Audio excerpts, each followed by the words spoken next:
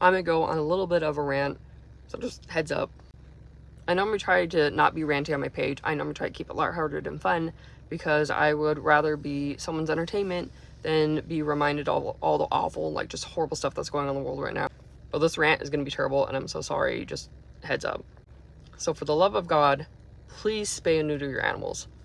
I would rather people not have their animals run loose at all, because my husband last night found a tiny little kitten, no older than 5 to 6 weeks, covered in maggots and fleas.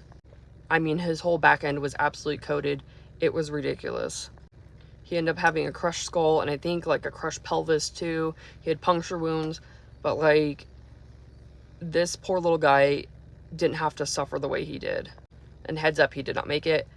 It was a lot for probably his little body. I'm sure it would have been a lot for a grown animal too. But his wounds, I don't know how long he was like this, but his wounds were so old. He didn't have any fresh blood on him. It wasn't current, it wasn't fresh. It was old. He had hundreds of maggots on him.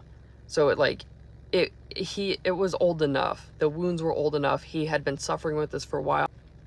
And like, I'm thankful my husband ended up hearing him instead of him just like dying outside in the cold because it's freezing out right now. My husband heard him meowing, so we brought him inside and tried to get off as much as maggots as possible, and there was like hundreds of them, and I'm taking the vet and he ended up not making it.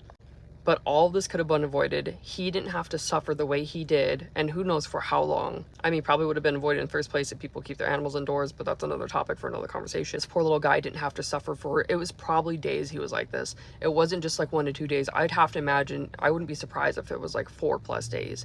He was in, I could tell, a lot of pain.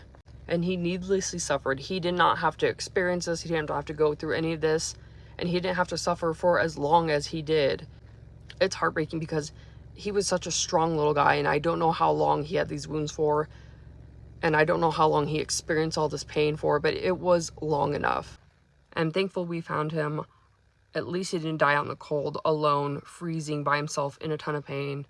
At least he was surrounded by love, even, you know, for the short time we knew him, and he was surrounded by warmth, and he was taken care of as well as he could have been.